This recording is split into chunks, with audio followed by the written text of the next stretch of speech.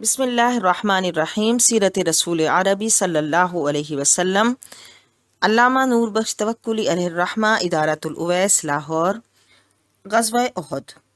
ماہ شوال میں غزوہ احد پیش آیا۔ جب قریش بدر میں شکست کھا کر مکہ آئے تو ابو سفیان کے قافلے کا تمام مال دارالندوہ میں رکھا ہوا پایا۔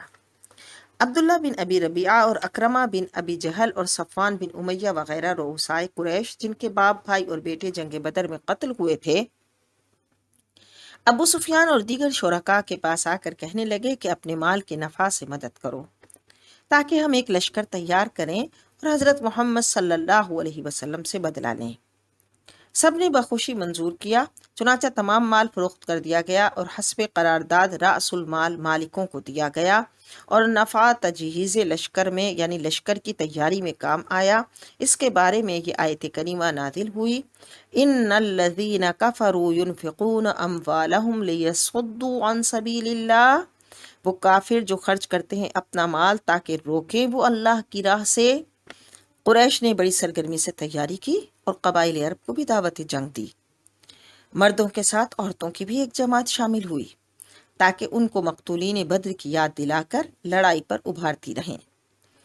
چنانچہ ابو سفیان کی بیوی ہند بن عتبہ، اکرمہ بن ابو جہل کی زوجہ ام حکیم بنت حارث اور حارث بن ہشام کی زوجہ فاطمہ بنت ولید اور صفوان بن امیہ کی زوجہ برزہ بنت مسعود ثقفیہ، عمر بن عاص کی زوجہ ربط بن شیبہ، طلحہ ججی کی زوجہ سلافہ، یہ خواتین بھی نکلیں۔ اسی طرح خناس بنت مالک اپنے بیٹے ابو عزیر بن عمیر کے ساتھ نکلی۔ کل 3000 کا یہ لشکر تھا، جن میں 700 زرہ پوش تھے، ان کے ساتھ 2 گھوڑے تھے، 3000 اونٹ اور 15 عورتیں تھیں۔ جبیر بن مطعم نے اپنے حبشی غلام وحشی کو بھی یہ کہہ کر بھیج دیا کہ اگر تم محمد صلی اللہ علیہ وسلم کے چچا حمزہ کو میرے چچا طیعمہ بن عدی کے بدلے قتل کر دو تو میں تم کو آزاد کر دوں گا۔ یہ لشکر ابو سفیان کی سرکردگی میں مدینہ کی طرف روانہ ہوا اور مدینہ کے مقابل احد کی طرف بطن وادی میں اترا۔ حضرت عباس بن عبد المطلب نے، جو اب تک مکہ میں تھے، بذریعہ خط حضور اقدس صلی اللہ علیہ وسلم کو قریش کی تیاری کی خبر دی۔ حضور نے حضرت انس و مونس کو بطور جاسوس بھیجا۔ وہ خبر لائے اور کہنے لگے کہ مشرکین مکہ نے اپنے اونٹ اور گھوڑے چھوڑ دیے ہیں، جنہوں نے چراگاہ میں سبزی کا نام و نشان نہیں چھوڑا۔ پھر حضور علیہ الصلاۃ والتسلیم نے حضرت خباب بن منذر کو بھی تجسس یعنی جاسوسی کے لیے بھیجا۔ وہ لشکر کی تعداد وغیرہ کی خبر لائے۔ جمعہ کی رات کو حضرت سعد بن معاذ اور حضرت اسید بن حدیر اور حضرت سعد بن عبادہ ایک جماعت کے ساتھ مسلح ہو کر حضور اقدس صلی اللہ علیہ وسلم کے دولت خانہ پر پہرا دیتے رہے اور شہر پر بھی پہرا لگا رہا۔ اسی رات حضور اقدس صلی اللہ علیہ وسلم نے خواب میں دیکھا کہ گویا آپ مضبوط زرہ پہنے ہوئے ہیں۔ آپ کی تلوار ذوالفقار ایک طرف سے ٹوٹ گئی ہے، ایک گائے پر نظر پڑی جو ذبح کی جا رہی ہے، اور آپ کے پیچھے ایک مینڈھا سوار ہے۔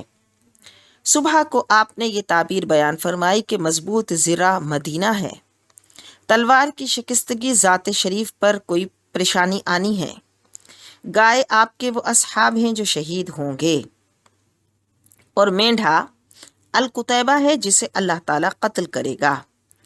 اس خواب کے سبب سے حضور اقدس صلی اللہ علیہ وسلم کی رائے تھی کہ لڑائی کے لیے مدینہ سے باہر نہ نکلیں۔ عبداللہ بن ابی کی بھی یہی رائے تھی۔ حضور نے اپنے اصحاب سے مشورہ کیا تو اکابر مہاجرین و انصار بھی آپ سے متفق ہو گئے، مگر وہ نوجوان جو جنگ بدر میں شامل نہ تھے آپ سے درخواست کرنے لگے کہ مدینہ سے نکل کر لڑنا چاہیے۔ ان کے اصرار پر آپ نکلنے کی طرف مائل ہوئے۔ نماز جمعہ کے بعد آپ نے وعظ فرمایا، اہل مدینہ و اہل اوالی جمع ہو گئے۔ آپ دولت خانہ میں تشریف لے گئے اور دوہری زرہ پہن کر نکلے۔ یہ دیکھ کر نوجوان کہنے لگے کہ ہمیں زیبا نہیں کہ آپ کی رائے کے خلاف کریں۔ اس پر آپ نے فرمایا کہ پیغمبر خدا کی یہ شان نہیں کہ جب وہ زرہ پہن لے تو اسے اتار دے، یہاں تک کہ اللہ تعالیٰ اس کے اور اس کے دشمن کے درمیان فیصلہ کر دے۔ اب جو میں حکم دوں وہی کرو اور خدا کا نام لے کر چلو، اگر تم صبر کرو گے تو فتح تمہاری ہوگی۔ پھر آپ نے 3 جھنڈے تیار کیے، اوس کا جھنڈا حضرت اسید بن حدیر کو، اور خزرج کا جھنڈا حضرت خباب بن منظر کو، اور مہاجرین کا جھنڈا حضرت علی بن ابی طالب کو عطا فرمایا۔ اس طرح آپ 1000 کی جمعیت کے ساتھ نکلے، جن میں سے 100 نے دوہری زرہ پہنی ہوئی تھی۔ حضرت سعد بن معاذ اور سعد بن عبادہ ذرہ پہنے ہوئے آپ کے آگے چل رہے تھے۔ جب آپ سنیت الوداع کے قریب پہنچے تو ایک فوج نظر آئی۔ آپ کی دریافت فرمانے پر صحابہ کرام نے عرض کیا کہ یہ یہود ہیں، ابن ابی کے حلیف ہیں جو آپ کی مدد کے لیے آئے ہیں۔ آپ نے فرمایا ان سے کہہ دو کہ لوٹ جائیں، کیونکہ ہم مشرکین کے خلاف مشرکین سے مدد نہیں لیتے۔ جب آپ شیخان ایک جگہ کا نام ہے وہاں اترے تو بعض صحابہ کرام کو بوجہ صغر سنی کے، یعنی ان کی کم عمری کی وجہ سے ان کو واپس کر دیا۔ چنانچہ ان میں اسامہ بن زید، ابن عمر، برا بن عازب، عمر بن حزم، اور یہ ابو سعید خدری اور عبا بن اوس، زید بن ارقم وغیرہ سب شامل تھے۔ حضرت سمرہ بن جندب اور رافع بن خطیج جو 15 سال کے تھے پہلے روک دیے گئے۔ پھر عرض کیا گیا یا رسول اللہ رافع اچھا تیر انداز ہے، اس لیے وہ بھی رکھ لیے گئے۔ پھر سمرہ کی نسبت کہا گیا کہ وہ کشتی میں رافع کو پچھاڑ دیتے ہیں۔ حضور نے فرمایا کہ دونوں کشتی لڑیں، چنانچہ سمرہ نے رافع کو پچھاڑ دیا۔ اس طرح حضرت سمرہ بھی رکھ لیے گئے۔ رات یہیں بسر ہوئی۔ دوسرے روز باغ شوط میں جو مدینہ اور احد کے درمیان ہے فجر کے وقت پہنچے اور نماز باجماعت ادا کی گئی۔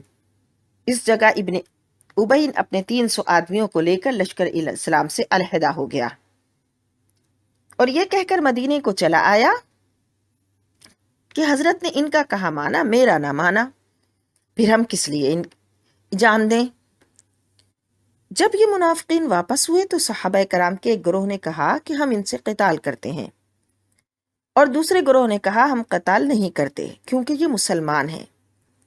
اس پر یہ آیت نازل ہوئی فَمَا لَكُمْ فِي الْمُنَافِقِينَ فِئَتَيْنِ وَاللَّهُ أَرْكَسَهُمْ بِمَا كَسَبُوا، کیا ہے تمہیں کہ تمہارے درمیان منافقوں کے 2 فرقے ہو رہے ہیں، اللہ نے ان کو الٹا کیا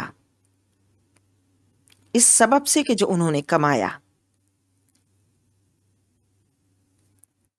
ابن ابی کا قول سن کر خزرج میں سے بنو سلمہ اور اوس میں سے بنو حارثہ نے دل میں لوٹنے کی نیت کی، اللہ نے ان کو بچا لیا۔ چنانچہ قرآن کریم میں ہے اذ ہمت طائفتان منکم ان تفشلا واللہ ولیہما، جب قصد کیا 2 فریقوں نے تم میں سے بزدلی کا، وعلی اللہ فلیتوکل المؤمنون، چاہیے کہ توکل کریں ایمان والے اللہ پر۔ اللہ رب العزت نے ان کو ایسی کسی کمزوری سے محفوظ کیا۔ اب حضور کے ساتھ 700 آدمی اور 2 گھوڑے رہ گئے۔ آپ نے ابو خثیمہ انصاری کو بطور بدریقہ ساتھ لیا تاکہ نزدیک کے راستے سے لے چلے۔ اس طرح حضور حرہ بن حارثہ اور ان کے اموال کے پاس سے گزرتے ہوئے مربع بن قیزی منافق کے باغ کے پاس پہنچے۔ وہ نابینا تھا۔ اس نے جب لشکر اسلام کی آہٹ سنی تو ان پر خاک پھینکنے لگا اور حضور سے کہنے لگا کہ اگر تم اللہ کے رسول ہو تو میں تمہیں اپنے باغ میں داخل ہونے کی اجازت نہیں دیتا۔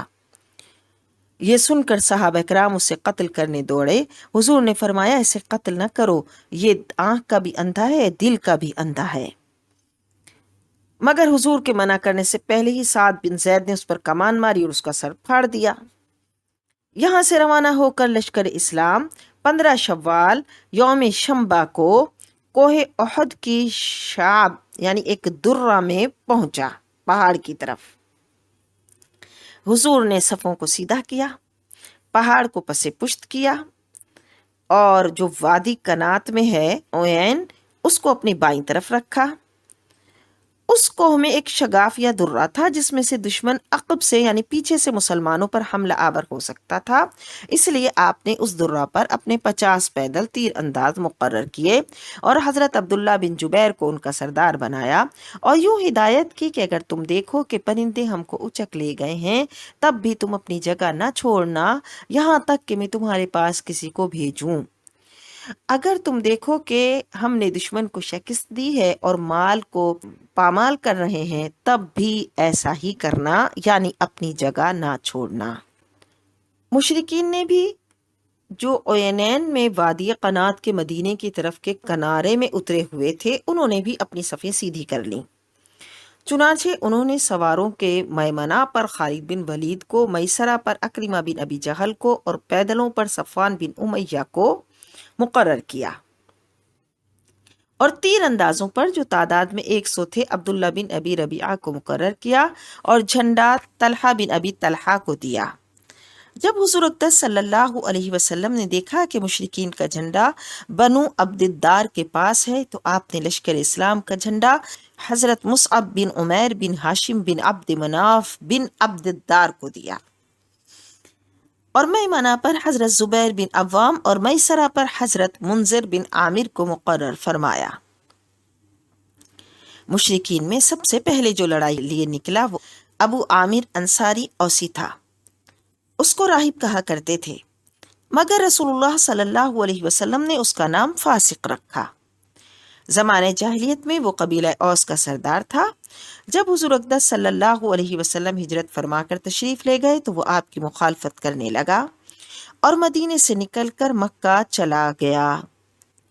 اس نے قریش کو آپ سے لڑنے پر آمادہ کیا اور کہا کہ میری قوم جب مجھے دیکھے گی تو میرے ساتھ ہو جائے گی، اس لیے اس نے پکار کے کہا، اے گروہ اوس، میں ابو عامر ہوں۔ اوس نے جواب دیا، اے فاسق، تیری مراد پوری نہ ہو۔ فاسق کا نام سن کر کہنے لگا، میری قوم میرے بعد بگڑ گئی ہے۔ اس کے ساتھ غلامان قریش کی ایک جماعت تھی، وہ مسلمانوں پر تیر پھینکنے لگے، مسلمان بھی ان پر سنگ باری کرنے لگے، یہاں تک کہ ابو عامر اور اس کے ساتھی بھاگ گئے۔ مشرکین کا علم بردار طلحہ سب سے نکل کر پکارا، مسلمانوں، تم سمجھتے ہو کہ ہم میں سے جو تمہارے ہاتھ مر جاتا ہے وہ دوزخ میں پہنچ جاتا ہے، اور تم میں سے جو مر جاتا ہے وہ جنت میں پہنچ جاتا ہے؟ کیا تم میں کوئی ہے کہ جس کو میں جلد جنت میں پہنچا دوں یا وہ مجھے دوزخ میں پہنچا دے؟ حضرت علی بن طالب نکلے، طلحہ کے سر پر ایسی تلوار ماری کہ کھوپڑی ہی پھاڑ دی اور وہ گر پڑا۔ حضور اقدس صلی اللہ علیہ وسلم اس الکتیبہ کبش کے مارے جانے پر خوش ہوئے، آپ نے تکبیر کہی اور یہ وہ اس خواب کی تعبیر تھی جو آپ نے دیکھا تھا۔ مسلمانوں نے بھی آپ کی اقتداء کی یعنی نعرہ لگایا، تکبیر کہی۔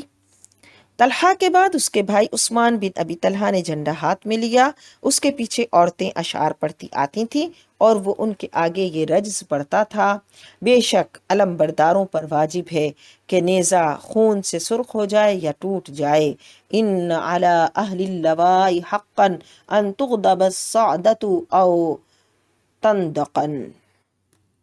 حضرت حمزہ بن عبد المطلب مقابلے کے لیے نکلے اور عثمان کے دونوں شانوں کے درمیان اس زور سے تلوار ماری کہ ایک بازو اور شانے کو کاٹ کر سرین تک جا پہنچی۔ حضرت حمزہ واپس آئے اور زبان پر یہ الفاظ تھے، انا ابن ساقی الحجیج، میں ساقی حجاج عبد المطلب کا بیٹا ہوں۔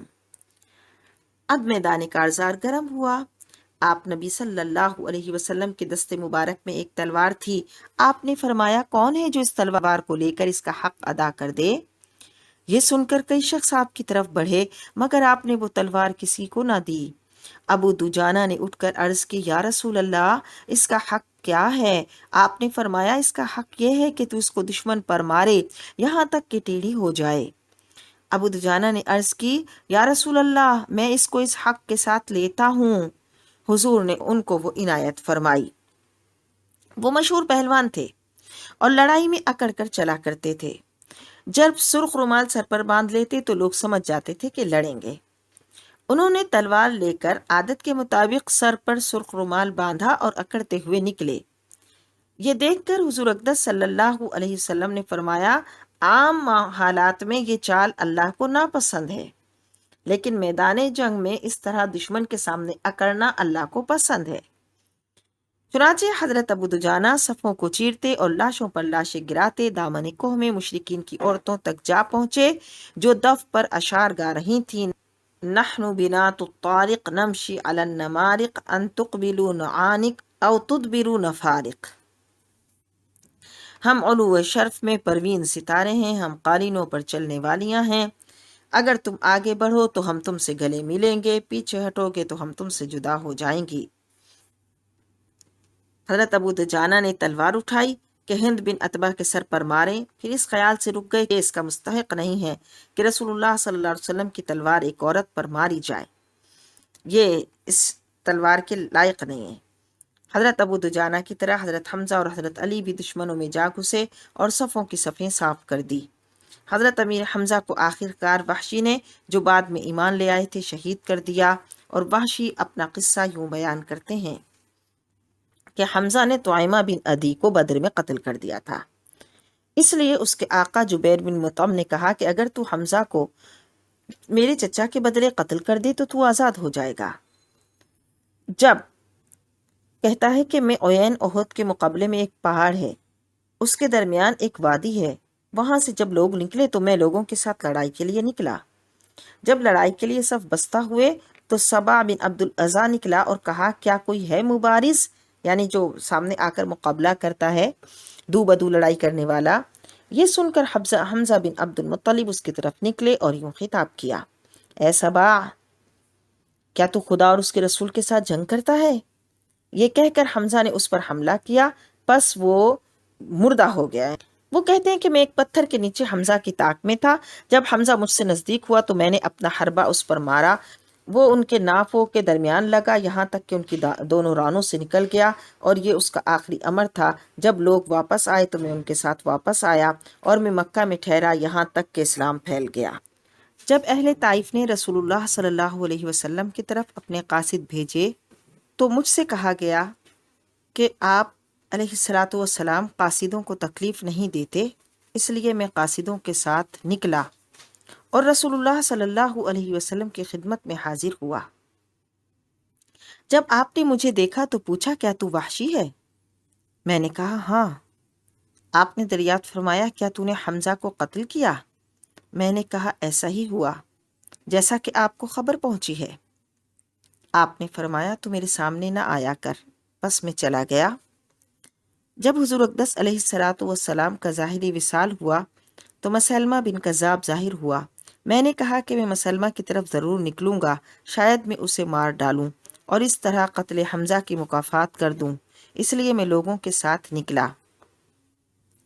لیکن اس زمن میں یہ یاد رہے کہ یہ ایمان لے آیا تھا۔ مسلمہ کا حال جو ہوا وہ ہوا، تو وہ کہتا ہے کہ میں دیکھتا ہوں کہ ایک شخص ہے جو دیوار کے درمیان کھڑا ہے، تو میں نے اس پر اپنا حربہ مارا جو اس کے دو پستان کے درمیان لگا، یہاں تک کہ اس کے دونوں شانوں سے پار ہو گیا۔ انصار میں سے ایک شخص اس کی طرف کودا اور اس کے سر پر تلوار ماری۔ پس ایک لونڈی نے گھر کی چھت پر نوحہ کرتے ہوئے کہا، وائے امیر المومنین، اسے ایک حبشی غلام نے قتل کر دیا۔ تو یوں وحشی نے، جو کہ پھر ایمان لے آئے تھے، مسلمہ بن کذاب کو قتل کیا۔ حضرت حنظلہ بن ابی عامر انصاری نے مشرکین کے سپاہ سالار ابو سفیان پر حملہ کیا اور قریب تھا کہ ابو سفیان کو قتل کر دیتے، مگر شداد بن الاسود نے ان کے وار کو روک لیا اور اپنی تلوار سے حضرت حنظلہ کو شہید کر دیا۔ آپ صلی اللہ علیہ وسلم نے فرمایا کہ فرشتے حنظلہ کو غسل دے رہے ہیں، ان کی بیوی سے ان کا حال دریافت کرو۔ بیوی نے کہا کہ شب احد کو ان کی شادی ہوئی تھی، صبح کو اٹھے تو غسل کی حاجت تھی، غسل کے لیے آدھا سر دھویا تھا کہ دعوت جنگ کی آواز کان میں آ پڑی، فوراً اسی حالت میں جنگ میں شریک ہو گئے۔ یہ سن کر حضور اقدس صلی اللہ علیہ وسلم نے فرمایا، اسی سبب سے اسے فرشتے غسل دے رہے ہیں، اسی وجہ سے حضرت حنظلہ کو غسیل الملائکہ کہتے ہیں۔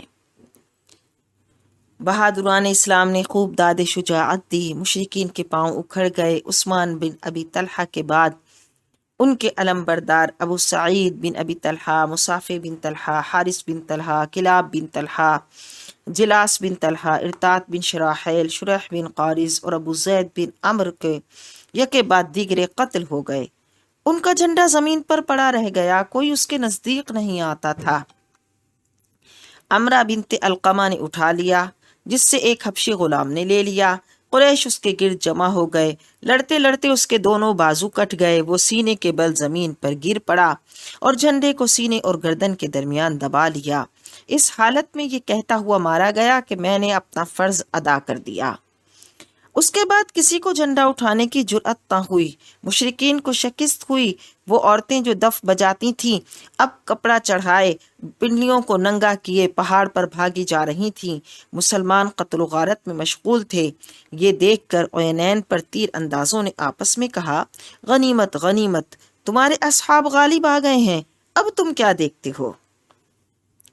حضرت عبداللہ بن جبیر نے انہیں رسول اللہ صلی اللہ علیہ وسلم کا ارشاد یاد دلایا، مگر وہ اس خیال سے کہ مشرکین تو اب واپس چلے گئے، وہ کیسے آ سکتے ہیں، اپنی جگہ کو چھوڑا اور مال غنیمت لینے میں مشغول ہو گئے۔ صرف چند آدمی حضرت عبداللہ کے ساتھ رہ گئے۔ خالد بن ولید دور سے یہ دیکھ رہے تھے، انہوں نے اس موقع کو غنیمت جانا اور انہوں نے واپس پلٹ کر اس جگہ سے حملہ کر کے حضرت عبداللہ بن جبیر اور ان کے ساتھیوں کو شہید کر دیا، اور پھر اس درہ سے آ کر پیچھے سے لشکر اسلام پر ٹوٹ پڑے اور ان کی صفوں کو درہم برہم کر دیا۔ ابلیس لعین نے پکار کر کہا، ان محمدن قد قتلا۔ مسلمان سراسیمہ بھاگنے لگے، ان کے 3 فرقے ہو گئے۔ فرقہ قلیل تو بھاگ کر مدینے کے قریب پہنچ گئے اور ان کے بارے میں یہ آیت نازل ہوئی، ان الذین تولوا منکم یوم التقى الجمعان، تحقیق جو لوگ کے پیٹھ موڑ گئے تم میں سے اس دن کے ملی 2 جماعتیں۔ انما استزلهم الشیطان ببعض ما کسبوا، ان کو شیطان نے یعنی کمزور کیا، ورغلایا کہ کچھ گناہوں کی شامت سے۔ وَلَقَدْ عَفَا اللَّهُ عَنْهُمْ، تحقیق معاف کیا اللہ نے ان سے۔ ان اللہ غفور حلیم، بے شک اللہ بخشنے والا بردبار ہے۔ دوسرا فرقہ یعنی اکثر صحابہ کرام یہ سن کر کہ رسول اللہ صلی اللہ علیہ وسلم قتل ہو گئے وہ حیران ہو گئے، ان میں سے جہاں کوئی تھا وہیں رہ گیا، اپنی جان بچاتا رہا یا جنگ کرتا رہا۔ تیسرا فرقہ جو 12 یا کچھ اوپر صحابہ تھے وہ رسول پاک صلی اللہ علیہ وسلم کے ساتھ ثابت قدم رہے۔ فتح کے بعد مسلمانوں کو جو شکست ہوئی اس کی وجہ حضور اقدس صلی اللہ علیہ وسلم کے ارشاد کی خلاف ورزی تھی، جیسا کہ درج ذیل آیات سے بھی ثابت ہے، وَلَقَدْ صَدَقَكُمُ اللَّهُ وَعْدَهُ إِذْ تَحُسُّونَهُم بِإِذْنِهِ حَتَّى إِذَا فَشِلْتُمْ وَتَنَازَعْتُمْ فِي الْأَمْرِ وَعَصَيْتُمْ مِنْ بَعْدِ مَا أَرَاكُمْ مَا تُحِبُّونَ منكم من يريد الدنيا ومنكم من يريد الآخرة ثم صرفكم عنهم ليبتليكم ولقد عفا عنكم والله ذو فضل على المؤمنين إذ تصعدون ولا تلبون على أحد والرسول يدعوكم في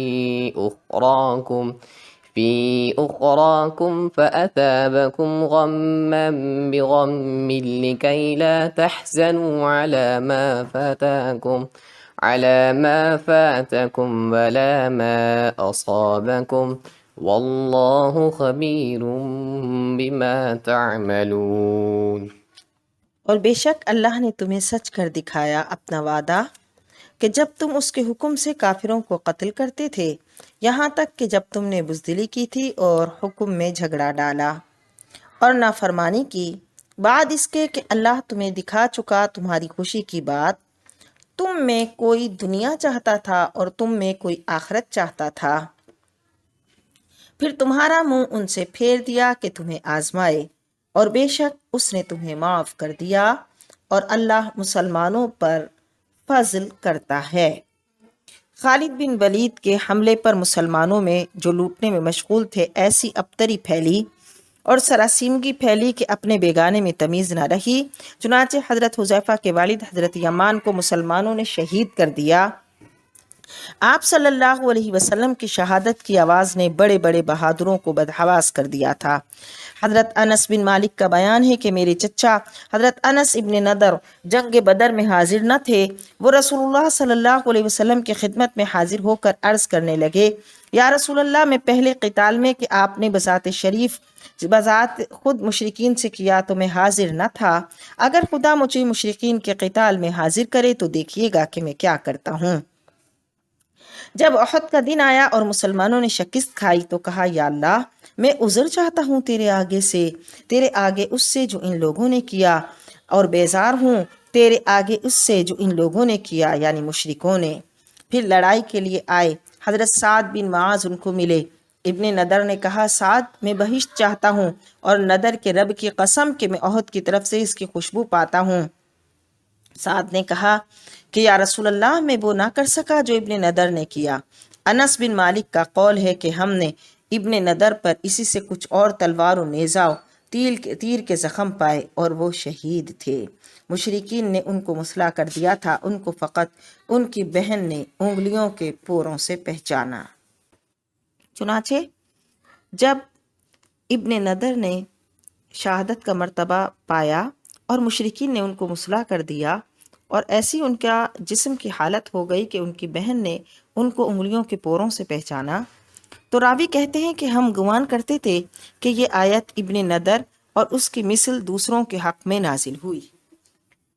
من المؤمنین رجال صدقوا ما عاهدوا الله عليه فمنهم من قضى نحبه ومنهم من ينتظر وما بدلوا تبدیلا۔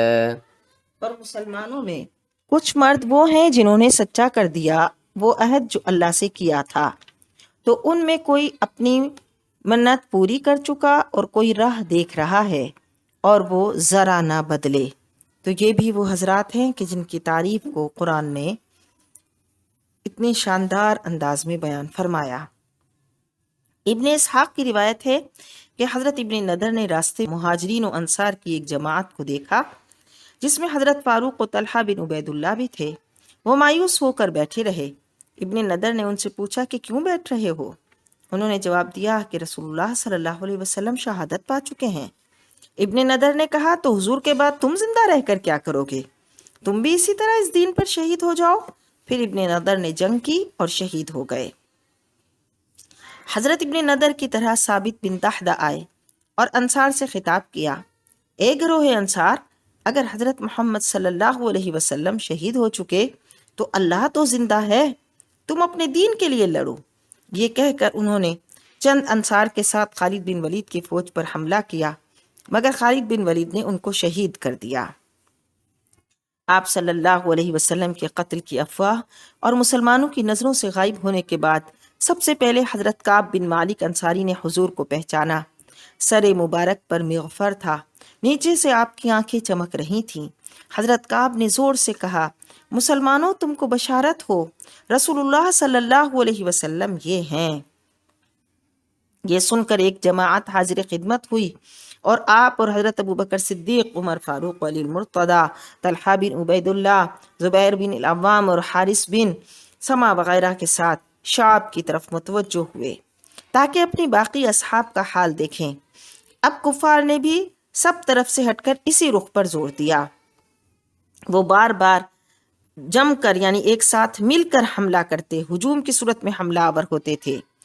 ایک دفعہ ہجوم آیا تو حضور نے فرمایا، کون ہے جو مجھ پر جان دیتا ہے؟ حضرت زیاد 5-7 انصاری کو ساتھ لے کر حاضر ہوئے، جنہوں نے ایک کے بعد ایک جاں بازی سے لڑ کر اپنی جانیں فدا کر دیں۔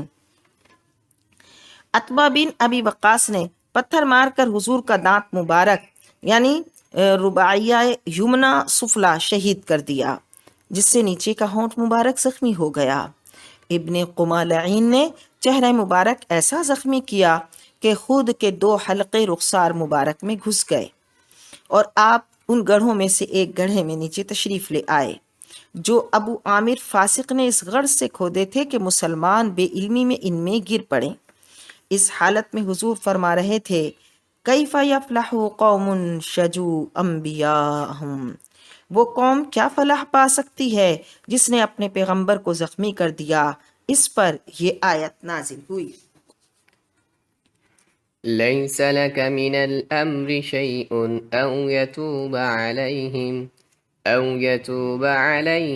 أو يعذبهم فإنهم ظالمون۔ یہ بات تمہارے ہاتھ میں نہیں، یا انہیں توبہ کی توفیق دے یا ان پر عذاب کرے کہ وہ ظالم ہیں۔ حضرت علی المرتضیٰ نے حضور اقدس صلی اللہ علیہ وسلم کا ہاتھ پکڑا اور حضرت طلحہ بن عبید اللہ نے آپ کو اٹھایا، یہاں تک کہ آپ سیدھے کھڑے ہو گئے۔ یہ اس وقت کی بات ہے کہ جب کفار ناہنجار نے ہمارے آقا و مولا صلی اللہ علیہ وسلم پر حملہ کر کے آپ کو ایذا دینے کی کوشش کی تھی۔ حضرت ابو عبیدہ بن جراح نے اپنے دانتوں سے خود کا ایک حلقہ نکالا تو ان کے سامنے کا ایک دانت گر پڑا، دوسرا حلقہ نکالا تو دوسرا نکل گیا۔ حضرت ابو سعید خدری کے والد مالک بن سنان نے حضور کا خون چوس کر پی لیا۔ آپ صلی اللہ علیہ وسلم خود بھی کپڑے سے اپنے چہرے کا خون صاف کر رہے تھے کہ مبادا زمین پر گر پڑا تو عذاب نازل ہوگا، اور فرما رہے تھے اللہم اغفر لقومی فإنہم لا يعلمون، اے اللہ میری قوم کو بخش دے کیونکہ وہ نہیں جانتے۔ اس موقع پر بعض اصحاب نے جاں بازی کی خوب داد دی، چنانچہ حضرت طلحہ بن عبید اللہ نے جو عشرہ مبشرہ میں سے ہیں، اس کثرت سے رسول اللہ صلی اللہ علیہ وسلم پر سے تیر روکے کہ ہاتھ شل ہو گیا، یعنی اس بہت زخمی ہو گیا۔ حضرت ابو دجانہ حضور کے آگے ڈھال بنے کھڑے تھے، ان کی پشت پر تیر لگ رہے تھے مگر اپنے آقا و مولا صلی اللہ علیہ وسلم پر جھکے ہوئے تھے۔ حضرت سعد بن نبی وقاص بھی حضور اقدس صلی اللہ علیہ وسلم کی مدافعات میں تیر چلا رہے تھے اور کہہ رہے تھے آپ پر میرے ماں باپ قربان۔ حضور خود ان کو اپنے ترکش میں سے تیر دیتے تھے اور فرماتے تھے پھینکتے جاؤ۔ حضرت ابو طلحہ انصاری بڑے تیر انداز تھے، انہوں نے اس قدر تیر برسائے کہ 2-3 کمانیں ٹوٹ ٹوٹ کر ان کے ہاتھ میں رہ گئیں۔ وہ حضور اقدس صلی اللہ علیہ وسلم پر چمڑے کی ڈھال کی اوٹ بنائے کھڑے تھے۔ آپ کبھی گردن اٹھا کر دشمنوں کی طرف دیکھتے تو ابو طلحہ عرض کرتے آپ پر میرے ماں باپ قربان، گردن اٹھا کر نہ دیکھیے، ایسا نہ ہو کہ کوئی تیر لگ جائے، یہ میرا سینہ آپ کے سینے کے لیے ڈھال ہے۔ حضرت شماس بن عثمان قرشی مخزومی تلوار کے ساتھ آپ صلی اللہ علیہ وسلم سے مدافعات کر رہے تھے، دائیں بائیں جس طرف سے وار ہوتا تھا وہ ڈھال کی طرح آپ کو بچا رہے تھے، یہاں تک کہ شہید ہو گئے۔ ابھی رمق حیات باقی تھا کہ ان کو اٹھا کر مدینے میں حضرت ام سلمہ رضی اللہ تعالیٰ عنہ کے پاس لے گئے، وہاں ایک دن ایک رات زندہ رہ کر وفات پائی۔ رسول اللہ صلی اللہ علیہ وسلم نے فرمایا کہ اس دن ڈھال کے سوا مجھے کوئی ایسی چیز نہ سوجھی کہ جس سے شماس کو تشبیہ دوں۔ اسی طرح سہل بن حنیف انصاری اوسی تیروں کے ساتھ مدافعات کر رہے تھے اور حضور اقدس علیہ الصلوۃ والسلام فرما رہے تھے سہل کو تیر دو۔ حضرت قتادہ بن نعمان انصاری حضور اقدس صلی اللہ علیہ وسلم کے چہرے مبارک کو بچانے کے لیے اپنا چہرہ سامنے کیے ہوئے تھے، آخر کار ایک تیر ان کی آنکھ میں ایسا لگا کہ ڈھیلا رخسار پر آ گرا۔ حضور نے اپنے دست مبارک سے اس کی جگہ پر رکھ دیا اور دعا فرمائی خدایا تو قتادہ کو بچا جیسا اس نے تیرے نبی کے چہرے کو بچایا ہے۔ بس وہ آنکھ دوسری آنکھ سے بھی تیز اور خوبصورت ہو گئی۔ اثناء جنگ میں مشرکین کی عورتیں شہدائے عظام کو مسرع کرنے میں مشغول تھیں۔ عتبہ کی بیٹی ہند نے اپنے پاؤں کے کڑے، بالیاں اور ہار حضرت امیر حمزہ کے قاتل وحشی کو دے دیے اور خود شہداء کے کانوں اور ناکوں سے اپنے لیے کڑے، بالیاں اور ہار بنائے اور حضرت حمزہ کے جگر کو چبایا، چبا نہ سکی تو نگل دیا تو پھینک دیا۔ حضرت مصعب بن عمیر علمبردار لشکر اسلام نے بھی آقا مولا صلی اللہ علیہ وسلم پر جان فدا کر دی۔ جب ابن قیمہ لعین نے حضور کے قتل کے ارادے سے حملہ آور ہوا تو حضرت مصعب نے مدافعات کی مگر شہید ہو گئے۔ حضرت محمد بن شرجیل روایت کرتے ہیں کہ حضرت مصعب کا دانا ہاتھ کٹ گیا تو انہوں نے جھنڈا بائیں ہاتھ میں لے لیا اور وہ کہہ رہے تھے وما محمد الا رسول۔ پھر بایاں ہاتھ کٹ گیا تو جھک کر جھنڈے کو دونوں بازوؤں کے ساتھ سینے سے لگا لیا۔ اللہ تعالیٰ نے اس دن مسلمانوں کے دلوں پر صبر اور سکون اتارا۔ حضرت مصعب کے بعد اسلامی جھنڈا حضرت علی المرتضیٰ رضی اللہ تعالیٰ عنہ کو دیا گیا۔ جب رسول اللہ صلی اللہ علیہ وسلم شعاب یعنی گھاٹی پر چڑھے تو ابی بن خلف سامنے آ کر کہنے لگا اے محمد اگر تم بچ گئے تو میں نہ بچوں گا۔ صحابہ کرام نے عرض کی اگر اجازت ہو تو ہم میں سے ایک کوئی اس کا فیصلہ کر دے۔ حضور نے اجازت نہ دی اور بذات شریف حضرت حارث سے نیزہ لے کر اس کی گردن پر مارا جس سے اس کو خراش آئی اور خون نہ نکلا۔ یہ جب مکہ میں حضور سے کہا کرتا تھا کہ میرے پاس ایک گھوڑا ہے جس سے میں ہر روز 8-10 یعنی سیر جوار کھلاتا ہوں، اس پر سوار ہو کر آپ کو قتل کروں گا۔ آپ فرماتے بلکہ انشاءاللہ میں تم کو قتل کروں گا۔ جب وہ قریش میں واپس آیا تو کہنے لگا اللہ کی قسم مجھے محمد نے قتل کر دیا۔ وہ کہنے لگے تو بزدل ہو گیا، اس خراش کا کچھ ڈر نہیں۔ اس نے کہا مکہ میں مجھ سے محمد صلی اللہ علیہ وسلم نے کہا تھا میں تجھے قتل کروں گا، سو اللہ کی قسم اگر وہ مجھ پر صرف تھوک بھی دیتے تو میں مر جاتا۔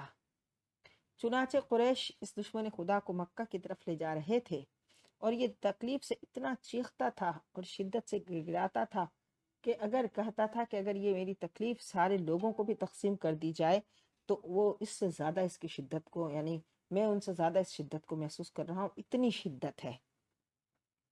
اور اسی شدت کی تکلیف میں جو صرف ایک خراش سے اس کو لگی تھی اس میں ہی اتنی تکلیف ہوئی کہ راستے میں یہ مقام صرف میں مر گیا۔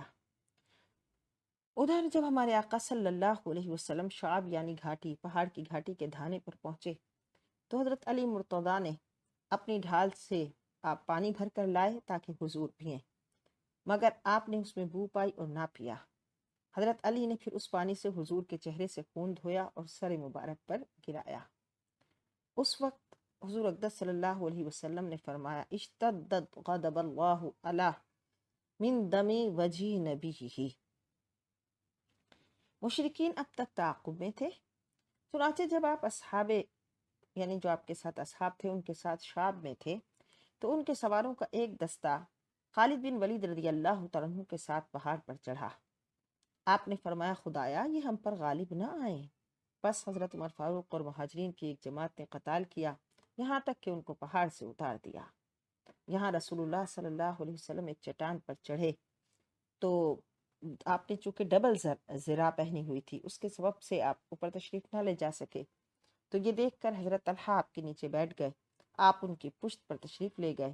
اس طرح حضرت طلحہ نے وہ کام کیا کہ وہ جنت کے مستحق ہو گئے۔ آپ صلی اللہ علیہ وسلم زخمی ہوئے، آپ نے ظہر کی نماز بیٹھ کر ادا کی، مقتدیوں نے بھی بیٹھ کر پڑھی۔ جب ابو سفیان نے میدان سے واپس ہونے کا ارادہ کیا تو سامنے کی ایک پہاڑی پر چڑھ کر پکارا کیا تم میں محمد ہیں؟ آپ صلی اللہ علیہ وسلم نے ارشاد فرمایا اس کا جواب نہ دو۔ وہ پھر پکارا تم میں ابن ابی قحافہ ہیں؟ آپ نے فرمایا اس کا جواب نہ دو۔ تو اس نے پھر پکار کر کہا کیا تم میں ابن خطاب ہے؟ جب جواب نہ ملا تو کہنے لگا کہ یہ سب مارے گئے، کیونکہ اگر زندہ ہوتے تو ضرور جواب دیتے۔ حضرت عمر سے رہا نہ گیا، بول اٹھے او دشمن خدا تو نے جھوٹ کہا، سب زندہ ہیں، اللہ نے تیرے واسطے وہ باقی رکھا ہے جو تجھے غمگین کرے گا فتح کے دن۔ ابو سفیان بولا اعلو حبل، اے حبل تو اونچا رہ، اے حبل تو اونچا رہے۔ صحابہ نے حضور اقدس صلی اللہ علیہ وسلم کے ارشاد کے مطابق جواب دیا اللہ اعلی و اجل، اللہ اونچا ہے اور بزرگی والا ہے۔ ابی سفیان نے کہا لنا العزا ولا عزا لکم، ہمارے پاس عزا ہے اور تمہارے پاس عزا نہیں۔ صحابہ نے آپ صلی اللہ علیہ وسلم کے ارشاد کے مطابق جواب دیا اللہ مولانا ولا مولا لکم، اللہ ہمارا ناصر و مددگار ہے، تمہارا کوئی مددگار نہیں۔ ابو سفیان نے کہا آج کا دن بدر کے دن کا جواب ہے۔ لڑائی میں کبھی جیت کبھی ہار ہوتی ہے۔ تم اپنی قوم میں ناک کان کٹے ہوئے پاؤ گے۔ میں نے اپنی فوج کو یہ حکم نہیں دیا مگر اس پر کچھ رنج بھی نہیں ہوا۔ اس کے بعد ابو سفیان یہ کہہ کر واپس ہوا کہ ہمارا اور تمہارا مقابلہ آئندہ سال مقام بدر میں ہوگا۔ آپ صلی اللہ علیہ وسلم نے حضرت عمر سے فرمایا کہ کہہ دیجئے ہاں بدر ہمارا اور تمہارا موعد یعنی وعدے کی جگہ ہے۔ اس طرح جب مشرکین مکہ لوٹے تو صحابہ کرام کو خدشہ ہوا کہ کہیں وہ مدینے کا قصد نہ کر لیں۔ اس لیے آپ صلی اللہ علیہ وسلم نے حضرت علی المرتضیٰ کو دریافت حال کے لیے بھیجا اور فرما دیا کہ اگر وہ اونٹوں پر سوار ہوں اور گھوڑوں کو پہلو میں خالی لیے جا رہے ہوں تو سمجھنا کہ وہ مکہ کو جاتے ہیں، اور اگر اس کا الٹ کریں عکس کریں تو سمجھو کہ مدینے کا قصد کرتے ہیں۔ حضرت علی خبر لائے کہ وہ اونٹوں پر سوار گھوڑوں کو خالی لے جا رہے ہیں اور مکہ کی طرف متوجہ ہیں۔ سنلقی فی قلوب الذین کفروا الرعب، مشرکین کے اسی فرار کی طرف اشارہ ہے۔ خواتین اسلام نے بھی اس غزوہ میں حصہ لیا۔ چنانچہ حضرت عائشہ صدیقہ رضی اللہ تعالی عنہا اور ام سلیم والدہ انس پائچہ چڑھائے ہوئے، جن سے ان کے پاؤں کی جھانجھیں بھی نظر آتی تھیں، مشقیں بھر بھر کر لاتی تھیں اور مسلمانوں کو پانی پلاتی تھیں۔ جب مشقیں خالی ہو جاتی تو پھر بھر لاتی اور پلاتی۔ حضرت ام سلیط والدہ حضرت ابو سعید خدری بھی یہی خدمت بجا لا رہی تھی۔ حضرت ام ایمن رسول اللہ صلی اللہ علیہ وسلم کی دایا اور حضرت حمنہ بنت جحش ام المؤمنین زینب کی بہن پانی پلاتی اور زخمیوں کی مرہم پٹی کرتی تھیں۔ حضرت ام عمارہ نصیبہ بنت کعب انصار اپنے شوہر اور بیٹوں کے ساتھ مشق لے کر نکلی۔ جب اللہ کے رسول صلی اللہ علیہ وسلم کے ساتھ چند جانباز رہ گئے تو یہ حضور کے پاس پہنچی اور تیر اور تلوار سے کافروں کو روکتی رہیں۔ جب ابن قمیہ لعین حضور کی طرف بڑھا تو حضرت مصعب بن عمیر اور چند اور مسلمان مقابل ہوئے۔ ان میں ام عمارہ بھی تھی۔ ابن قمیہ نے ان کے کاندھے پر ایسی ضرب لگائی کہ نشان پڑ گیا، یعنی ایک گڑھا سا ہو گیا۔ ام عمارہ نے بھی کئی وار کیے مگر وہ دشمن خدا ڈبل زرہ پہنے ہوئے تھا، اس لیے کارگر نہ ہوئے۔ حضرت صفیہ حضرت امیر حمزہ کی بہن مسلمانوں کی شکست پر احد میں نیزہ ہاتھ میں لیے آئیں اور بھاگنے والوں کے منہ پر مار کر کہتی تھی کہ تم رسول اللہ کو چھوڑ کر بھاگتے ہو۔ پھر بھائی کی لاش دیکھ کر بڑے استقلال سے انا للہ و انا الیہ راجعون پڑھا اور دعائے مغفرت کی۔ جب مشرکین مکہ میدان کارزار سے چلے گئے تو مدینے کی عورتیں صحابہ کی مدد کو نکلیں۔ ان میں حضرت فاطمہ الزہرا رضی اللہ تعالی عنہا بھی تھیں۔ جب حضرت فاطمہ نے حضور اقدس صلی اللہ علیہ وسلم کو دیکھا تو خوشی سے حضور سے لپٹ گئیں اور آپ کے زخموں کو دھونے لگیں۔ حضرت علی المرتضیٰ رضی اللہ تعالیٰ عنہ ڈھال سے پانی گرا رہے تھے، جبکہ حضرت فاطمہ نے دیکھا کہ پانی سے زیادہ خون نکل رہا ہے تو چٹائی کا ایک ٹکڑا جلا کر لگا دیا، جس سے خون بند ہو گیا۔ پھر حضور اقدس صلی اللہ علیہ وسلم نے ارشاد فرمایا کہ اللہ اس قوم پر غضب فرمائے گا جس نے اپنے نبی کے چہرے کو زخمی کیا، لیکن پھر تھوڑی دیر بعد فرمایا اللہم اغفر لقومی فإنہم لا یعلمون۔ اس کے بعد حضور اقدس صلی اللہ علیہ وسلم نے محمد بن مسلمہ کو حضرت سعد بن ربیع کا حال معلوم کرنے کے لیے بھیجا۔ حضرت محمد بن مسلمہ نے حضرت سعد کو مقتولین میں زخمی پایا۔ ان پر تیر، تلوار اور نیزے کے 70 زخم تھے اور ان میں فقط رمق حیات باقی تھا۔ جب حضرت محمد بن مسلمہ نے کہا کہ مجھے رسول اللہ صلی اللہ علیہ وسلم نے حکم دیا ہے کہ میں دیکھوں کہ تم زندوں میں ہو یا مردوں میں، تو حضرت سعد نے دھیمی آواز سے جواب دیا میں مردوں میں ہوں۔ رسول اللہ صلی اللہ علیہ وسلم کی خدمت میں میرا سلام پہنچانا اور عرض کرنا کہ سعد بن ربیع آپ سے گزارش کرتا ہے کہ اللہ تعالیٰ آپ کو ہماری طرف سے اچھی جزا دے جو اس نے کسی نبی کو ان کی امت کی طرف سے دی ہے، اور اپنی قوم کو میرا سلام پہنچانا اور ان سے کہنا کہ اگر کوئی دشمن تمہارے پیغمبر تک با ارادہ قتل پہنچ جائے اور تم میں سے ایک بھی زندہ ہو تو خدا کی بارگاہ میں تمہارا کوئی عذر نہ ہوگا۔ حضرت سعد یہ کہہ کر اللہ سے جا ملے اور حضرت محمد بن مسلمہ نے حضور کی خدمت میں صورتحال عرض کر دی۔ حضور نے یہ سن کر فرمایا اللہ اس پر رحم کرے، اس نے موت و حیات میں خدا اور رسول کی خیر خواہی کی۔ اس غزوہ میں مسلمانوں میں سے 70 یا کچھ کم افراد شہید ہوئے۔ ابن نجار نے ان سب کے نام دیے ہیں، جن میں سے 4 مہاجرین اور باقی 66 انصار ہیں۔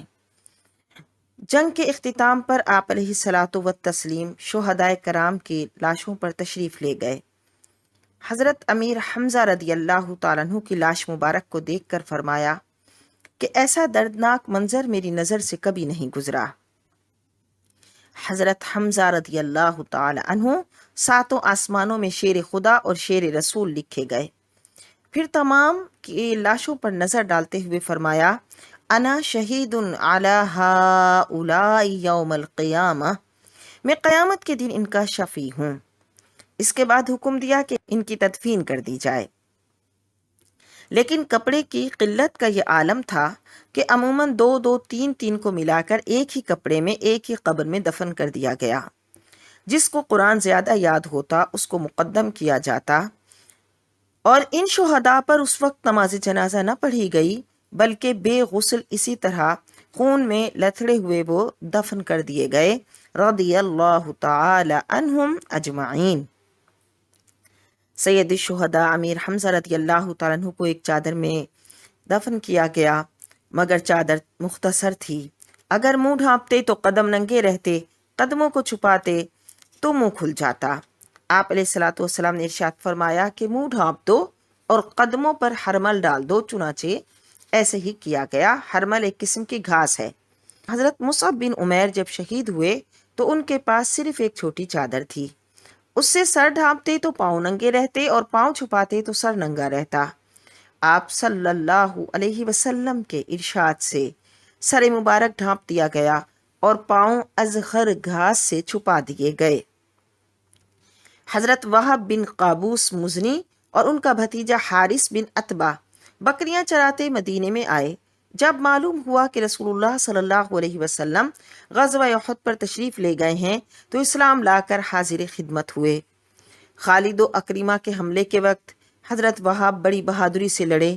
مشرکین کا ایک دستہ آگے بڑھا تو آپ نے تیروں سے ہٹا دیا، دوسرا آیا تو اسے تلوار سے بھگا دیا، تیسرا آیا تو تلوار سے لڑتے لڑتے شہید ہو گئے۔ ان کا بھتیجا بھی اسی طرح لڑ کر شہید ہوا۔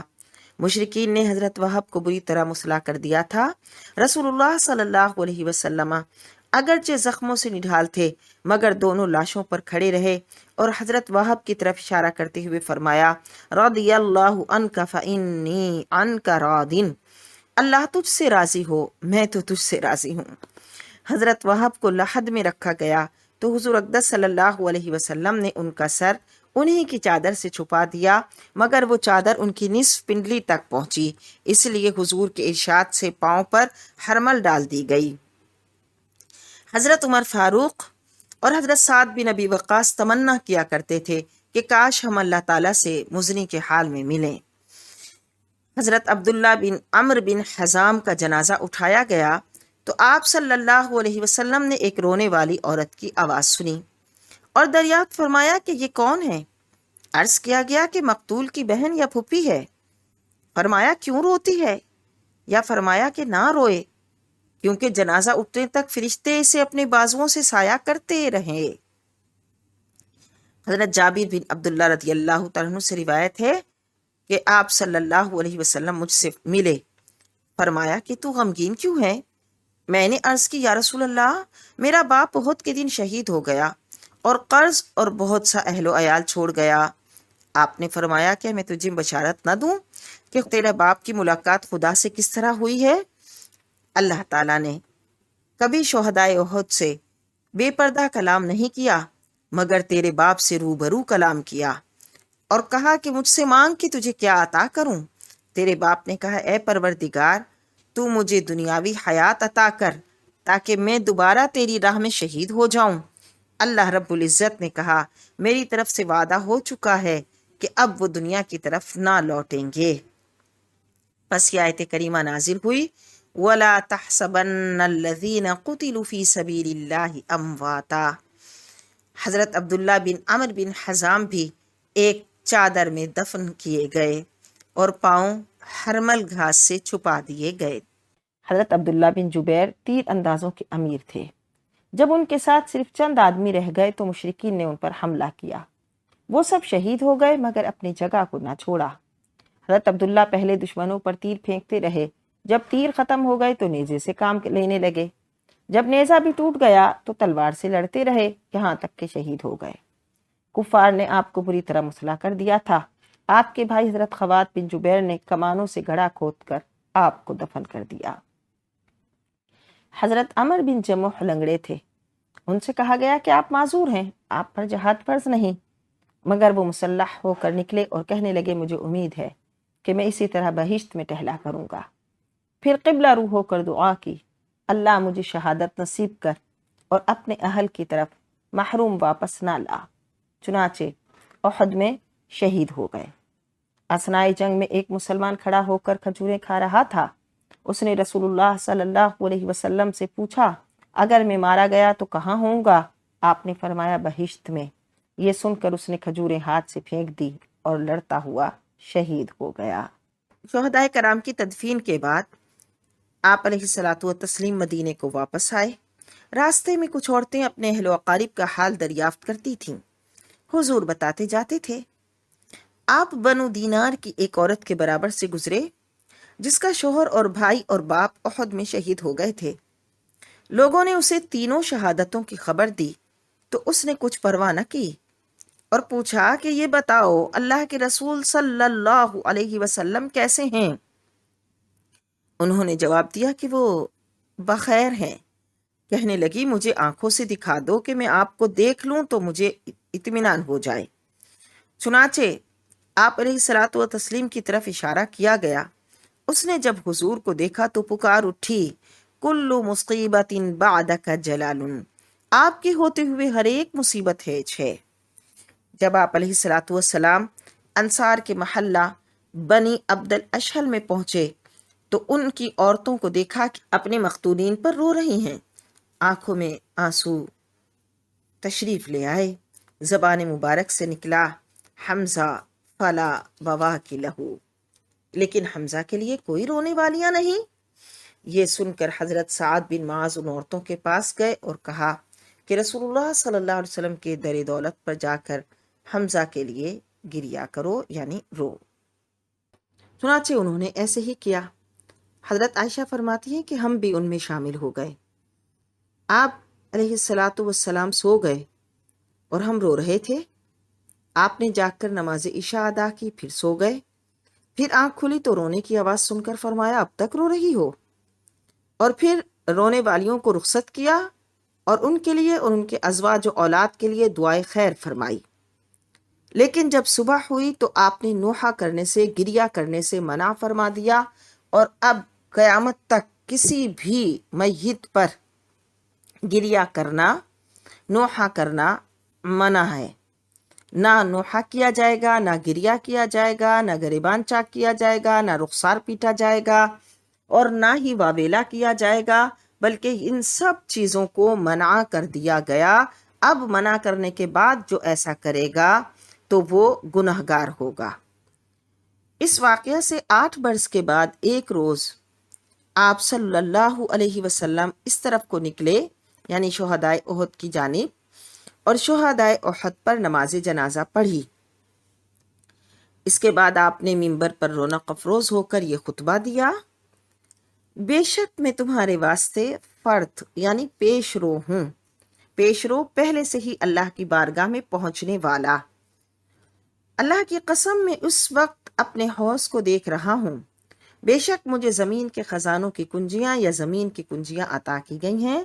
خدا کی قسم مجھے یہ ڈر نہیں کہ تم میرے بعد مشرک بن جاؤ گے، لیکن یہ ڈر ہے کہ تم دنیا میں پھنس جاؤ گے۔ یہاں تک ہجرت کے 3 سال کے حالات مکمل ہوئے۔